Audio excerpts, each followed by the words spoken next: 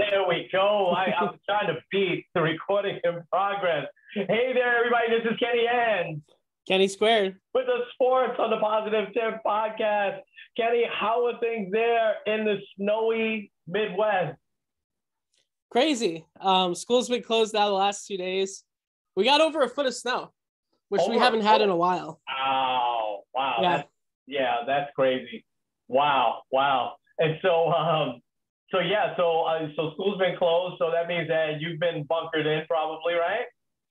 Yeah, pretty much. We stayed at home, and yesterday we took Isaac out to try to go sledding. It went medium, so that was fun. All right. So, hey, let's jump in. A lot to talk about. Obviously, the big deal is the playoffs, right? The first super wild card weekend ever. Monday night game, Sunday night game. It was quite the wild weekend, although some games were very, very disappointing. So what was your overall take? And then we can get into the really two good games and maybe look ahead and make some picks here for the next weekend. So what was your overall take on the first ever super wild card weekend? I think for me, you kind of look at it. The best quarterback won on each one of these. Like the only one you could probably make that argument with would be maybe the Cowboys 49ers. But also I think a lot of people don't really like Jimmy Garoppolo, and I can't really tell why. Yeah, I was going to ask you the same thing. I wonder why that is. Now he tends to make a big mistake in a big spot, which he did on Sunday, but I don't get the not like I mean the guy he took him to a Super Bowl a couple of years ago. I mean, he's a pretty good quarterback. So, but go ahead. And like, if it weren't for a crazy Patrick Mahomes comeback, he'd have a Super Bowl ring. But but like you look at it, I mean, Bucks, Eagles, obviously Tom Brady's better than Jalen Hurts. Yeah. Cowboys 49ers, we kind of just talked about that. Rams, Cardinals, Matt Stafford showed that he's better than Kyler Murray. Yeah. Kyler Murray has kind of this trend of being great in the first half and not so great. I don't know this stat offhand, but like Cliff Kingsbury in his career, not just in the NFL, but in college, his first half of the season, he's like got like 750 winning percentage. It's amazing. Second half, he's like 16-40 or something like that. Absolutely really crazy. Odd. Wow. That's just an odd stat. Wow. Yeah. Bengals, Raiders, that's another one you could kind of argue both ways, but I think Joe Burrow is kind of showing he's the best young quarterback. Someone had told me this, I don't remember who, but they said that, or I think I saw it online. Joe Burrow is what the Cleveland Browns hoped Baker Mayfield would be. That number one overall pick with a little bit of swagger that would kind of lead them to the next level. And like, I don't know, they have a chance against Tennessee. But we can talk about that in a second. And then Bills, Patriots, Josh Allen, once again, having a great game. I have a stat about that later that I will share. Okay. And then Chiefs, Steelers, like the first quarter was interesting. And then I looked at halftime and it was 21-7. I was like, well, that's over. So the best quarterback won. That's a great point. I hadn't really thought much about the quarterback thing, but you're 100% right. And that it's so amazing how in football that it's not even close. That's the most important position. Were you surprised that New England didn't? They had just beaten Buffalo in a big Monday night game month and a half ago. Were you surprised that Buffalo scored that easily? I mean, 7 straight times. I mean, it seems like they were just going down the field with ease, even in that freezing cold weather. But New England, they've got to be used to that cold weather too, right? Yeah. I mean, it's just as cold, if not colder, up in Foxborough. Yeah. It kind of seemed odd because, especially for a Bill Belichick-led team, they had a top 5 defense, and it didn't look like that at all. Yeah. I'm still a little surprised that I'm not necessarily surprised that the Bills won, but that they won so dominantly. Mac Jones still is kind of learning his playoff footing.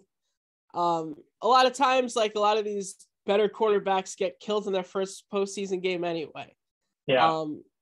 I think back to Eli Manning getting shut out. I believe it was against the Panthers. Yeah. And he ended up winning 2 Super Bowls. Ben Roethlisberger is kind of the exception to the rule, but like Aaron Rodgers didn't do great for a little bit before he finally won his Super Bowl. Drew Brees. Tom Brady's also the other exception, but he's the exception for a billion things. So can't really go with him. Yeah. Kyler Murray surprised me too. Mac Jones and Kyler Murray both surprised me that they didn't. I mean, Kyler Murray totally looked lost. The whole team actually looked lost, particularly for the first 3 quarters or so against the Rams. And listen, I'm happy because the Rams were my preseason pick in Tennessee, so still alive here. But that's really interesting. You're right. I think when you look at history, a lot of the younger quarterbacks first time getting in the playoffs, it's definitely a different game. I mean, you just feel it. It's sort of like baseball and basketball, where you just feel that it's a different level, But whenever this happens, I think I was telling you this last week, whenever this happens, we realize how way off the Giants and Jets are when you see all these playoff teams playing the way they did. Let's get into real quick the 2 really, almost classic games here from this past weekend. We start with Bengals and the Raiders. And, the Bengals just are, the Bengals is so funny for years, had all of this talent, but they would make these terrible plays.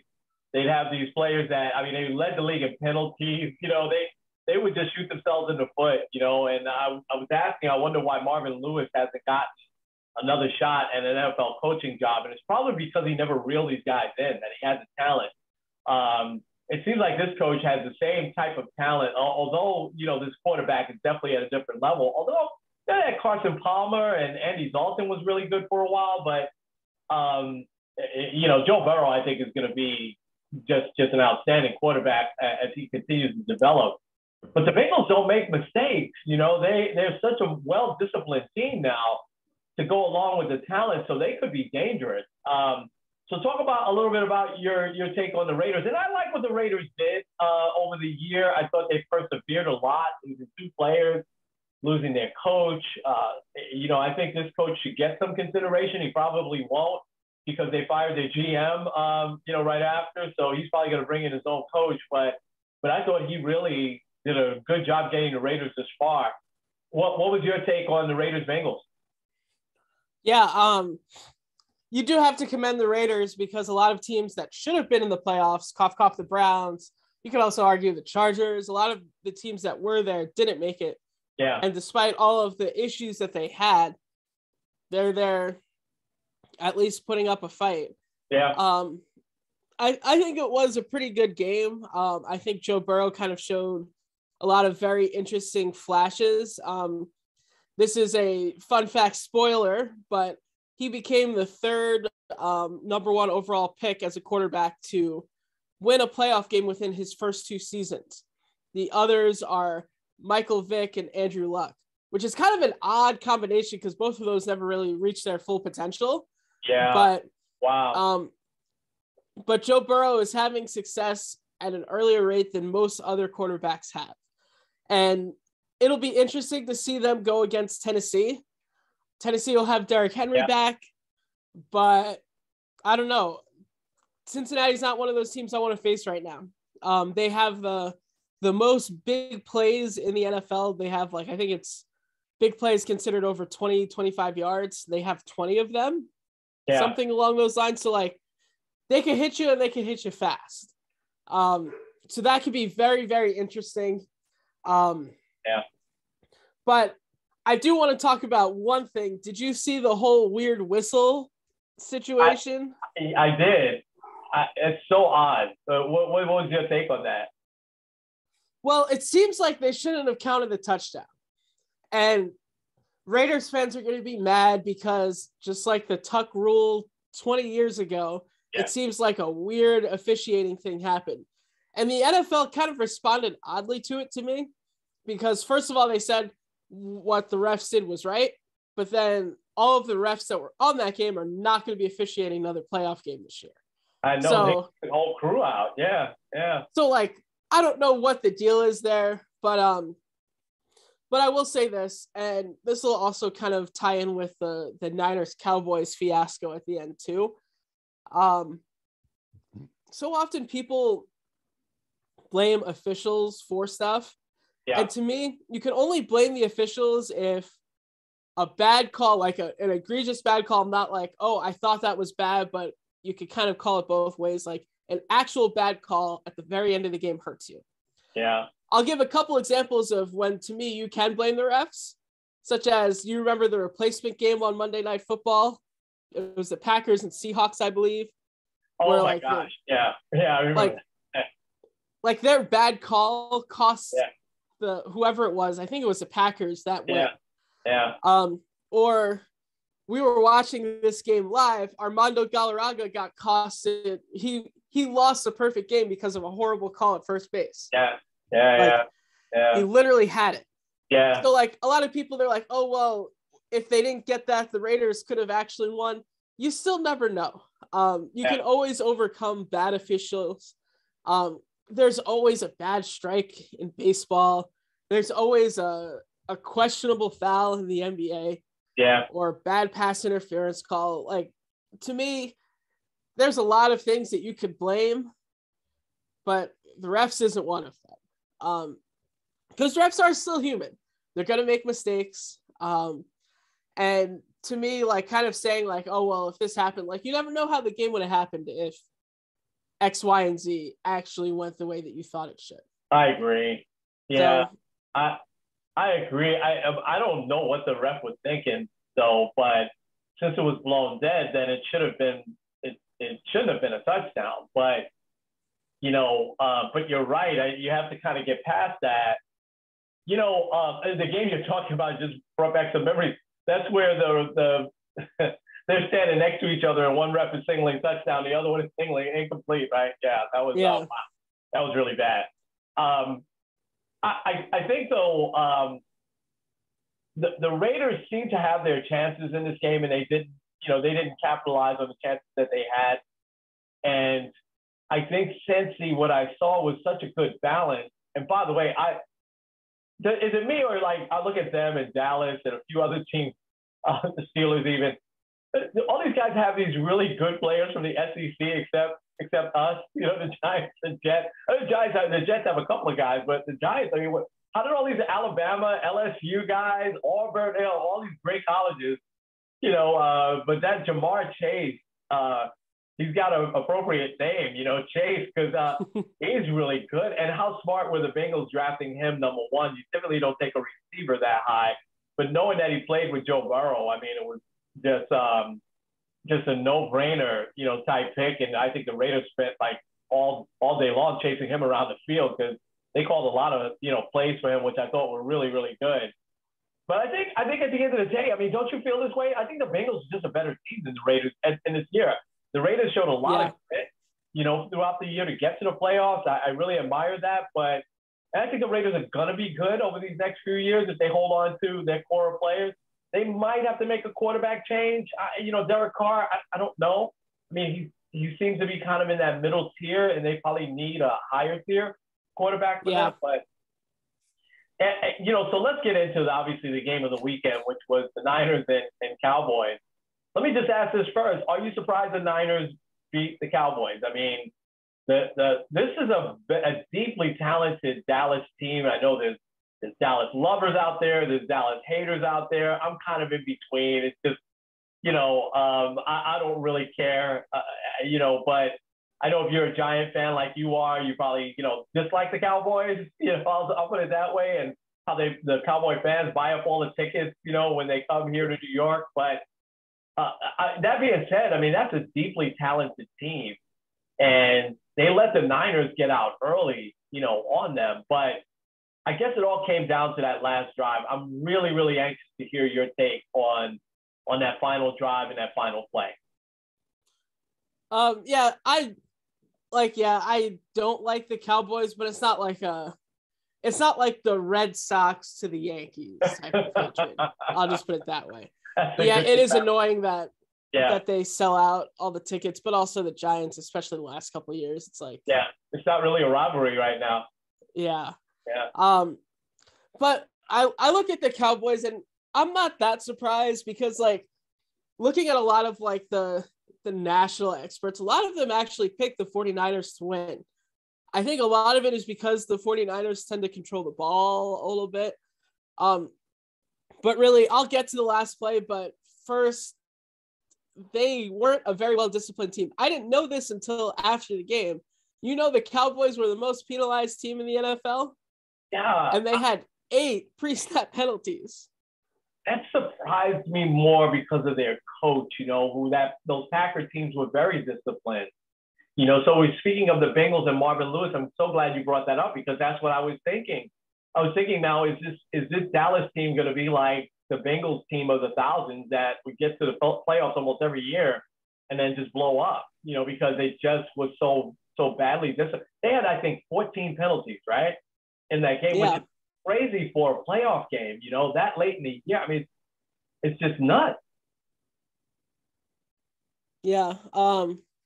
So I think, honestly, I look at the penalties alone killed you. But also, like, their defense is supposed to be a top defense. Their defense had been completely changed, and you got guys like Diggs doing awesome things on defense. And you give up 23 points to the 49ers. Also, their offense, I believe they scored the most points in the league, or they averaged the most points in the league. They scored 7 points in the first 3 quarters. Yeah. Like, not even the Giants would do that in a playoff game. Well, I don't know, maybe, but like, your defense wasn't great. Your offense seemed lost. They finally got it together, like you had said, a big mistake by Garoppolo. But then the last play, I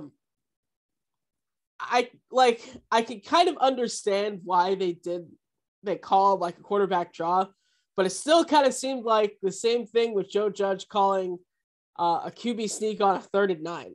It just doesn't seem like it fits well. Because first of all, you need everything to go perfectly, and most plays don't go perfectly. But then secondly, like, you don't have any timeouts, so you're relying on getting up there very quickly and snapping the ball. I don't blame the ref for not getting there in time. I blame them for calling Dak trying to get as many yards as he can. You're not worried about getting as many yards as you can. You still have to score a touchdown. Like, it would have made more sense doing the QB draw if all they needed was a field goal. But to me, what they should have done is do like a quick out route. You're only wasting like 5 seconds. So then from the 30-ish, you have 2 shots at the end zone as opposed to 1.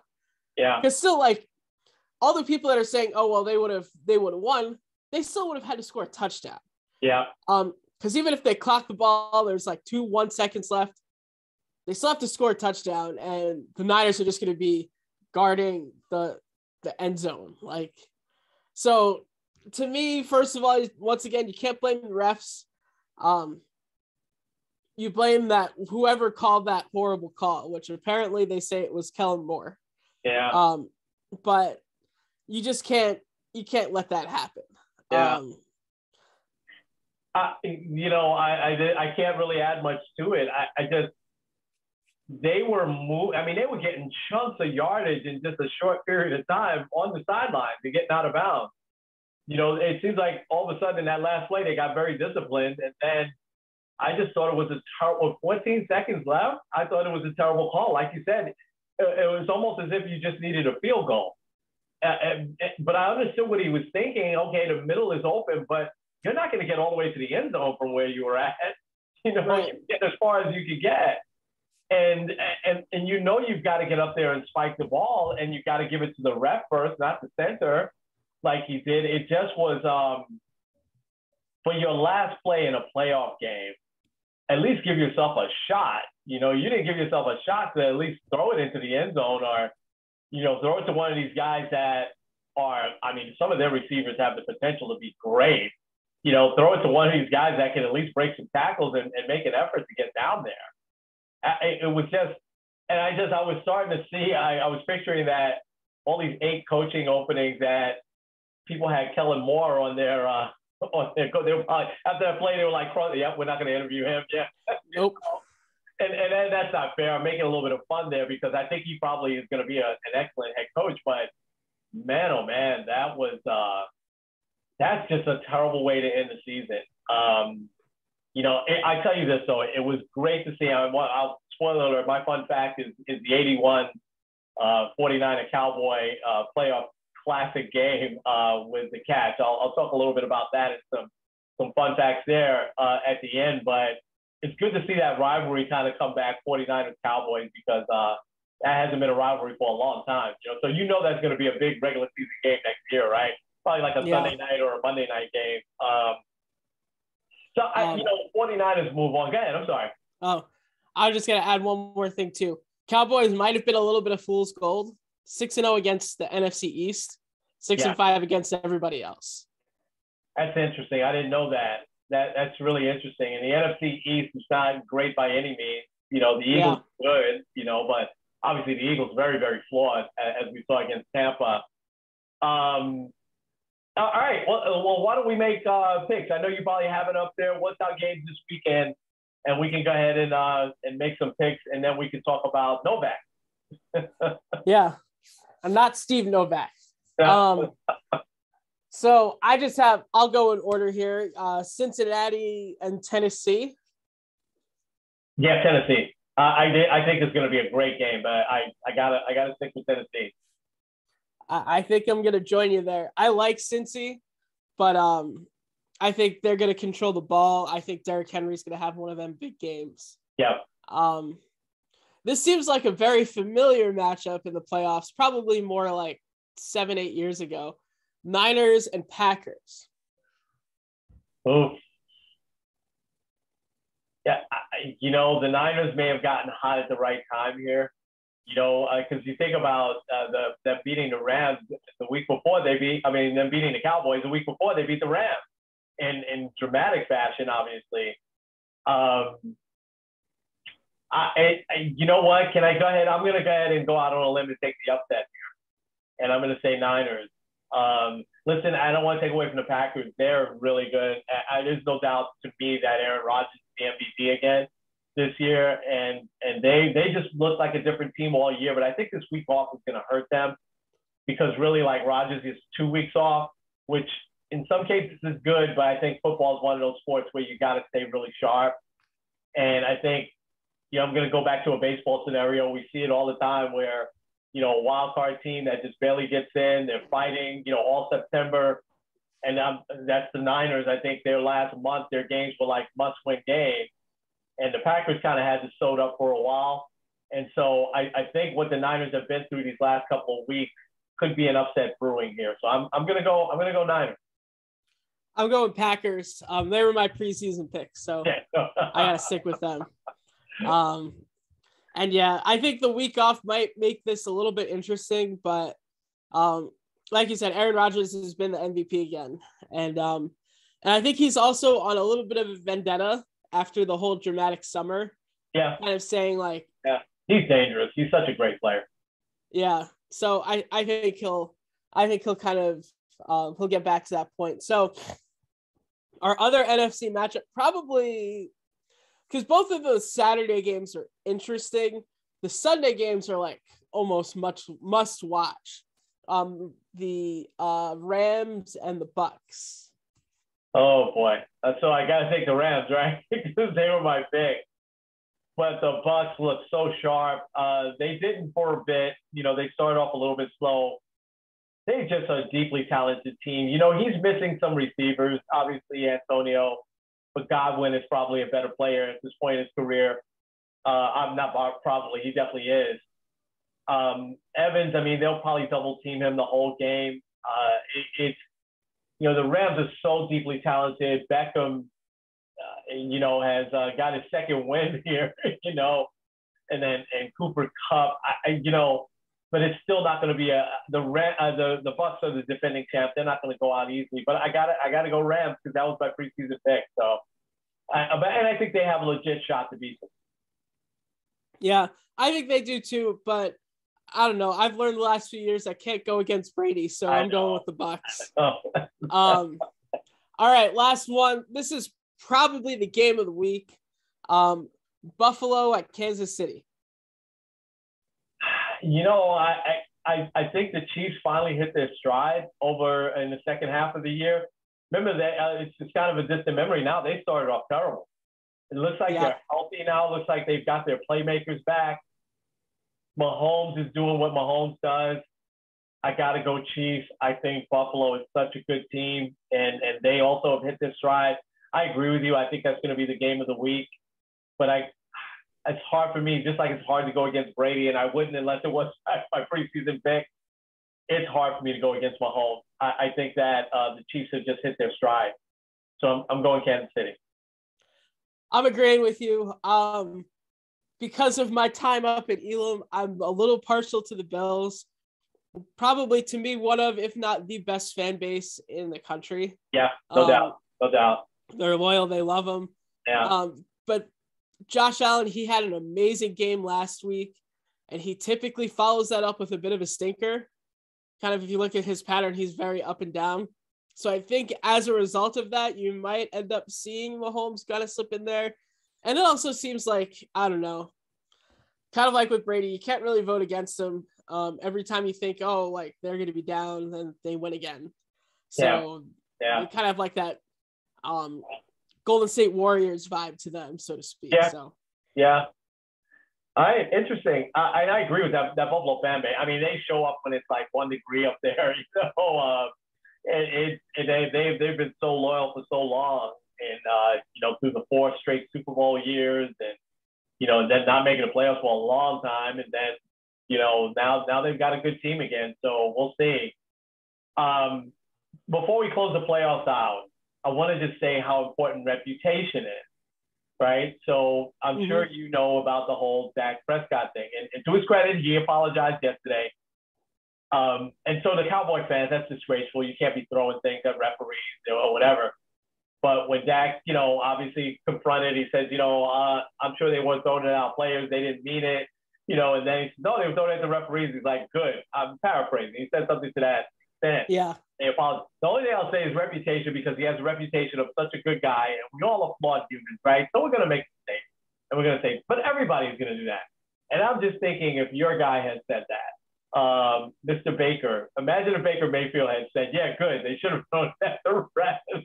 They would, oh my God, we'd be running him out of football right now, Immature. He can't keep his mouth shut. Blah, exactly. Blah, blah. Yeah. Oh my gosh. Or if although Beckham had said that, but Dak is a good guy. I'm sure he is. And Baker, I'm not saying he's not a good guy. I think he is. And I think he's worked hard at changing his image and changing his personality.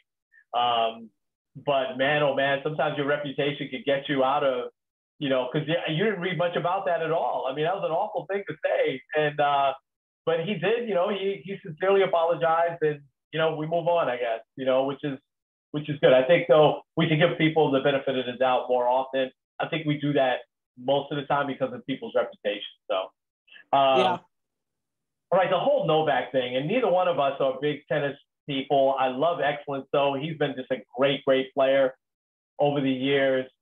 And the way he handled this whole thing, again, I don't want to get into a discussion about vaccinate, not vaccinate.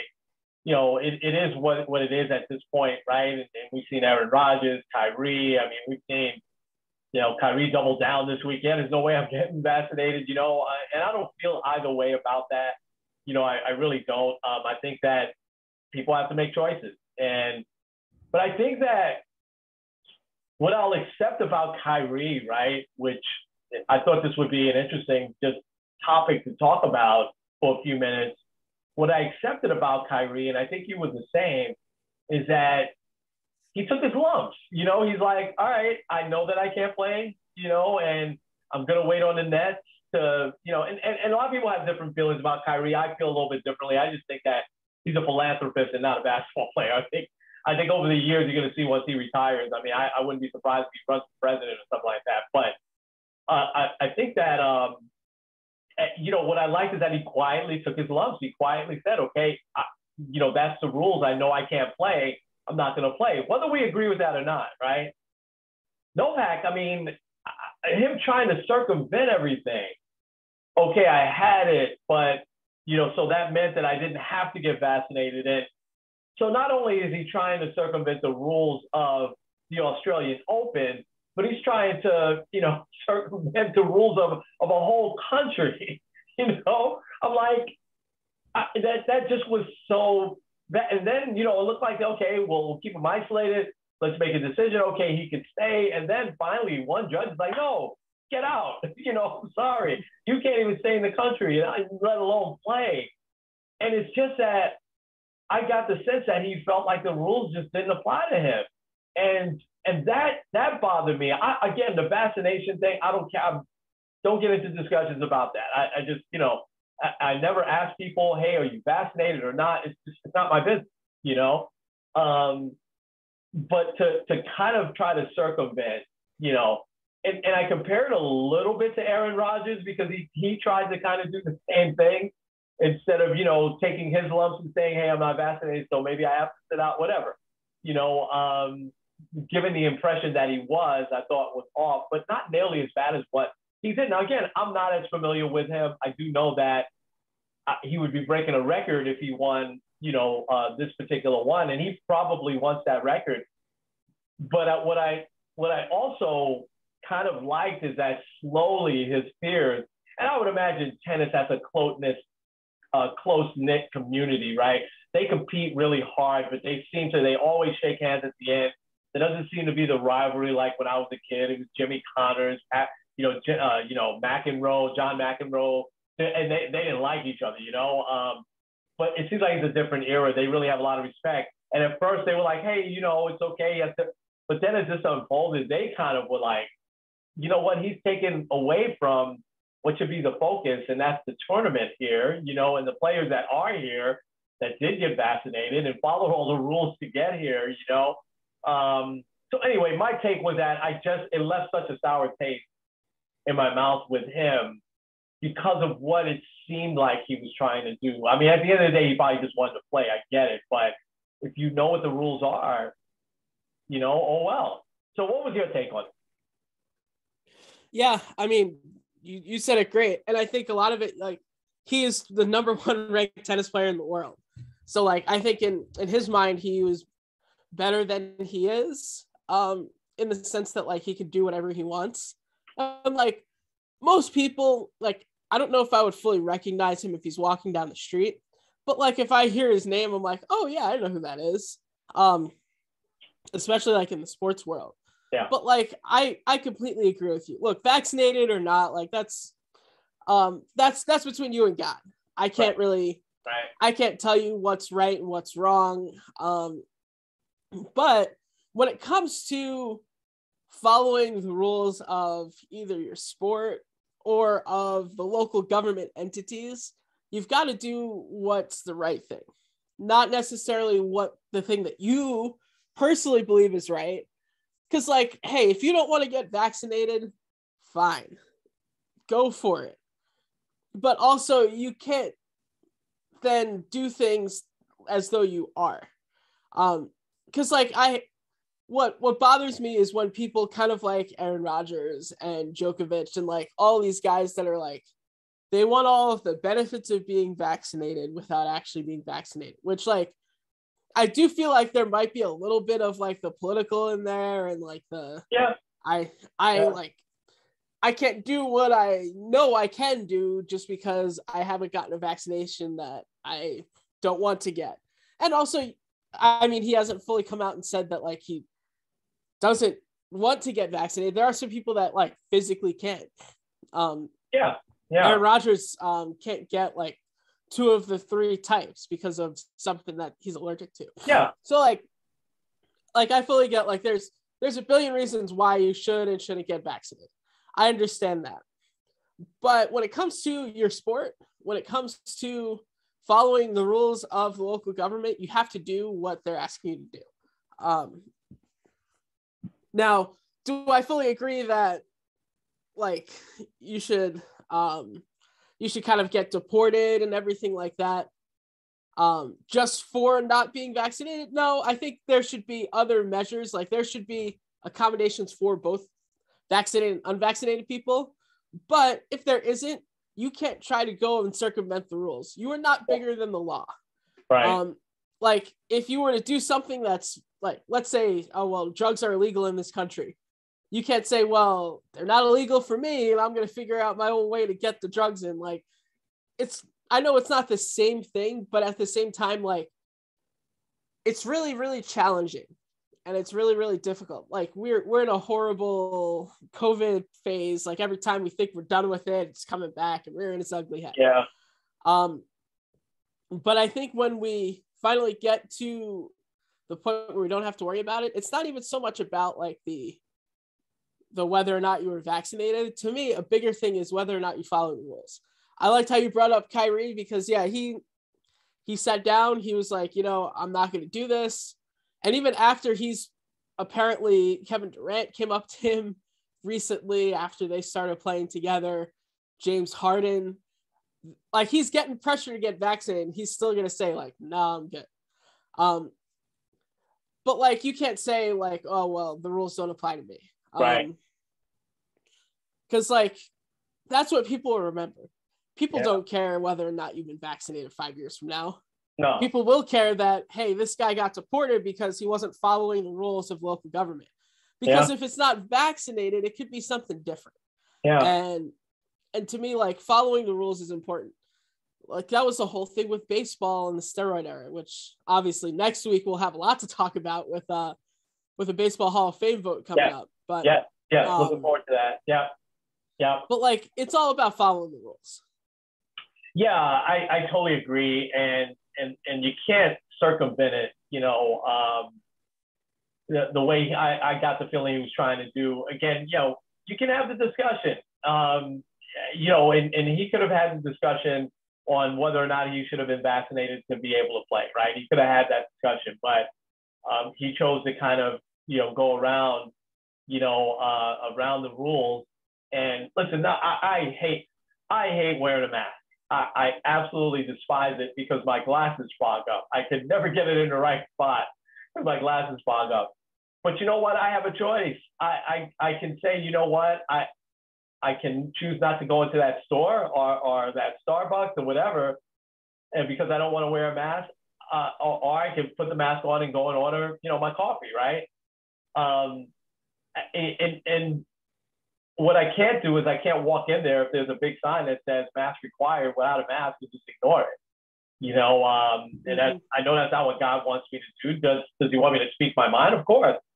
But I'm not going to speak my mind to the Starbucks manager who's just following his protocol. You know what I mean? And so I thought that Novak with his stature within that sport could have probably, fought that rule earlier in the proper way, and if they still rule against him, they rule against him, right? Because it's not one that was just the tennis body; it's the whole country, right? That's saying, you know what, you can't enter the country unless you're vaccinated, and whether we agree with that or not, it's the rule. So it's I thought he had an opportunity that he let slip by, and now his reputation is taking a little bit of a hit. And as I read more about him, I'm like you. I didn't know that much about him from the beginning, but he's kind of his reputation hasn't been the greatest, anyway. And so we talk about reputation again, right? With Dak, how this kind of helped him slip up, right? And that's what I think people look at it as. Oh, yeah, Dak just slipped up, right? Heat of the moment.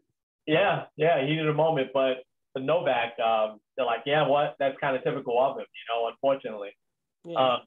All right, ready to do some fun facts? Yeah. I just got one. It's a little bit of a weird one because I don't have. I think the only really, really interesting fact I have about the 1981 playoff game with the Niners and the Cowboys was that Vince Scully had the call on television with Hank Stram, and that was Vince Scully's last football game that he ever did. He totally just, because he used to combine both. He worked for CBS for the NFL, and obviously he was, with the Dodgers. But then in the mid 80s, he went to NBC and he did the Game of the Week for several years. So that's why you hear him on the famous 1986 World Series call. It gets $5 there, And so, but I thought that was interesting that 81 was when he chose to like say, you know what, I can't do both sports anymore. And he was a really, really good football announcer, actually. They had a team with him, George Allen, who was a great coach in between jobs, and Jim Brown, who was, you know, obviously one of the best football players of all time and quit right in his prime to become an actor. And for about 2 or 3 years, they were like the #1 team at CBS for a while, you know. So it was really interesting. But that also was the last game that Pat Summerall did as he did on radio as a color commentator, because then the next year he switched over to be play-by-play with Tom Brookshire, and then a year or two later is when he teamed with John Madden. So anyway, here's the interesting fact.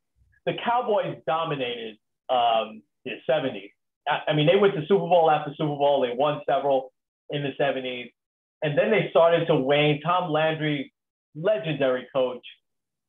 But then Rodgers Staubach retired. And Danny White took over. And it was still good. But Rodgers Staubach was just a great, great quarterback. The 49ers coming up, you know, Joe Montana at first, his first year or two, wasn't that great with the Niners. He was a big draft pick out of Notre Dame.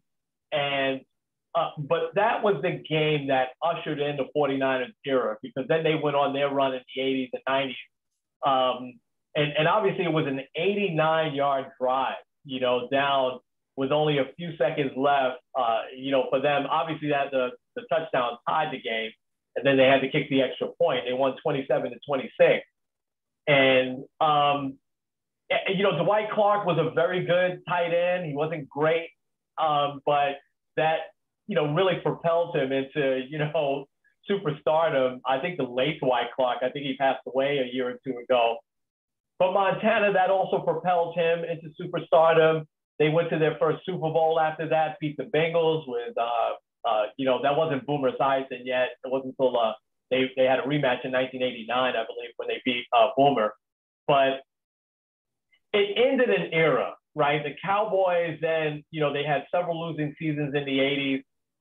They obviously hired Jimmy Johnson in the late 80s, drafted Troy Aikman, and then they went on their run in the 90s. And then that's when their rivalry got really good in the 90s, because the you know, the 49ers rivalry was kind of ending, you know, but they still had Jerry Rice. They still, you know, had Steve Young replace Joe Montana. And so it was just an unbelievable ride. That was always the game of the year. You know, they were 3 straight years they met in the NFC Championship game, but they would also meet in the regular season, and it was like must-see TV, you know, by far the 2 best teams. But I think the only interesting fact that I really have is that, number one, obviously, that came at number 2 of on the NFL's greatest, when they did this thing a couple of years ago, the NFL's greatest plays. They rated that as the second one. Franco Harris catch in the playoffs in 72, I think, was number 1. But that was the second one, because, again, Dwight Clark was a great catch. He's going out of bounds. He keeps his feet in bounds and everything. And Montana almost gets sacked. He almost, like, threw it up.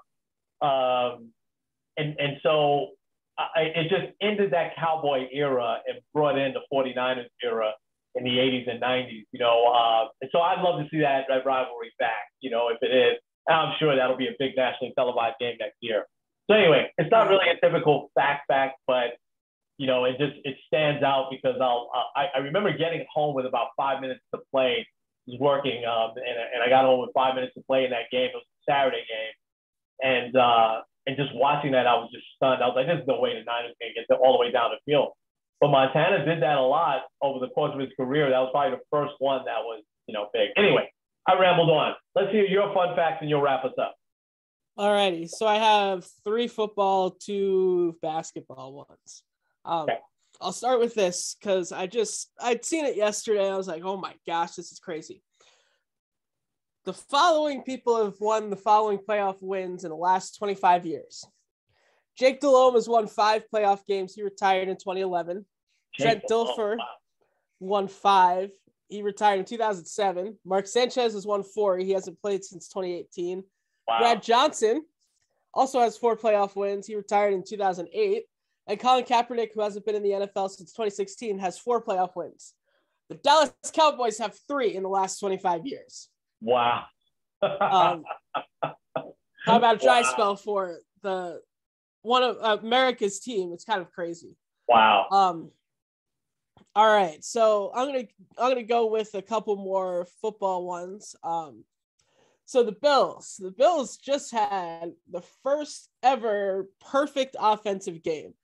They scored a touchdown every single time. They didn't attempt a field goal. They didn't have a turnover. No interceptions. No fumbles lost. Touchdowns on every drive until obviously like they kneeled to end the game. First team ever to do that. Wow. Touchdown. Wow. Ever, period, too, in a playoff game. But and I'm saying they did it in a playoff game, which makes it even more spectacular. and also against a top 5 defense. Yeah. Like you're talking about a Bill Belichick-led defense that was really good. Yeah. All right. Speaking of Belichick, his former compadre Tom Brady is actually older than all of the remaining NFC head coaches. Tom Brady's 44, Sean McVay is 35, Kyle Shanahan's 42, and Matt LaFleur is also 42. My God. That's amazing. Yeah.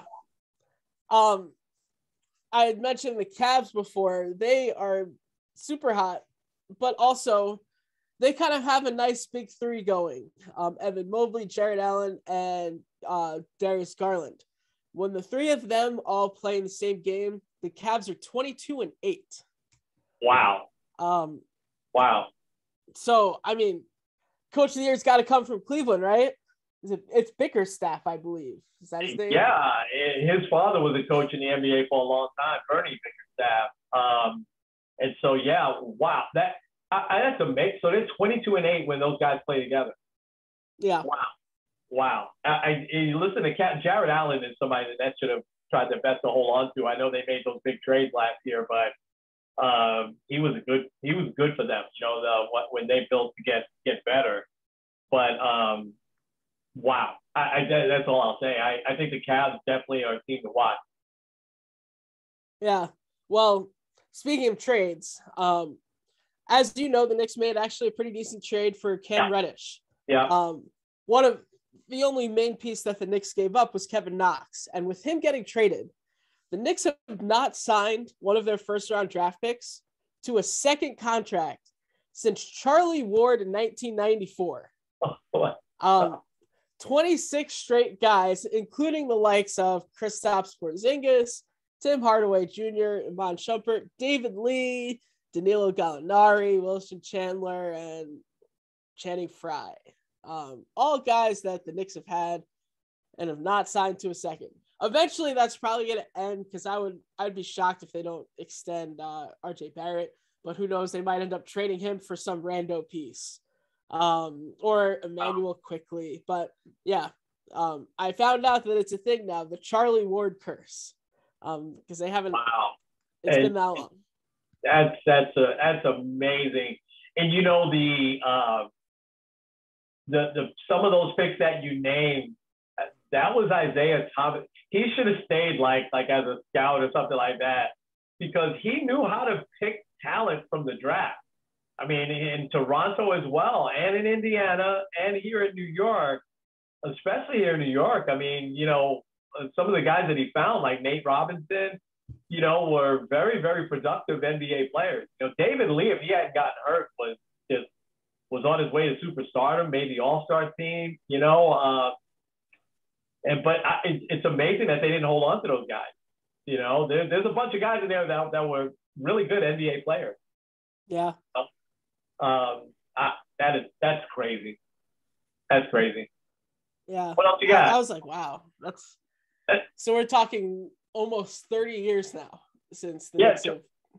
And Charlie Ward was a better was a better college quarterback. He had a decent career, Charlie Ward, you know. But man, oh man, for him to be the last guy, that's crazy. And you know, he was the Heisman Trophy winner at Florida State. Yeah, I mean, and chose to play basketball, and you know, he had a good career. You know, he was a good player, great guy. You know, if I'm not mistaken, I think he's a pastor. If I'm not mistaken, you know. But anyway, all right, man. What else you got? I have a few other ones here. Well, let me just go with this one. Okay. So this is a football one. If we're taking after week 1, Jordan Love has thrown more interceptions than Aaron Rodgers. Jordan Love has 3, Aaron Rodgers has 2. Talk about MVP. He only played in 2 games, right? Yeah. The poor guy. He hopefully one day he'll be really good. All right, man. Let's get the music going and take us home. All right. Well, we'll do some Hall of Fame stuff next week since the vote will be there. But for now, this is Kenny Squared and Kenny with Sports on the Positive Tip. We'll see you guys next week. Enjoy some good football this weekend. Absolutely. We'll talk to you later.